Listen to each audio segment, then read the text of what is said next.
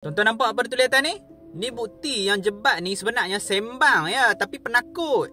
Sebelum saya ulas, saya nak minta pada tuan-tuan yang tengok video ni, jangan lupa untuk share video ni kepada seramai mungkin rakyat Malaysia, biar semua orang tahu betapa penakut dan kecutnya jebat dahaka ni. Dan jangan lupa untuk follow saya sekali, okey?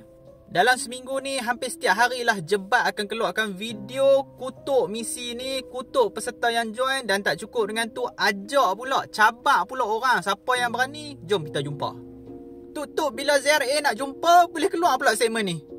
Hari tu ajak orang jumpa sangat. Bila orang setuju nak jumpa, cakap, oh jawab dalam video dah, tak payah jumpa. Setakat hari ni, jebat dah keluar 3 video tau. Itu baru ZRA komen dalam live dia pasal jebat 3 minit. Kalau ZRA komen 30 minit, mau 30 video dia keluar. Saya tak sangka jebat boleh koyak seteruk ni. Dan saya tak sangka pula ZRA boleh buat dia koyak sampai macam ni. Tonton boleh pergi tengoklah video tu nanti. Memang nampak dia koyak gila-gila punya. Dia maki ZRA macam-macam. Dia kata muka macam mangkuk jamban, tarik, butuh.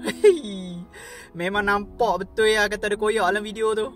ZRA jentik dia sikit je tuan-tuan. Tak sampai 3 minit pun dia keluar sampai 3 video tau. Jadi betul lah ZRA cakap bodoh is real lah.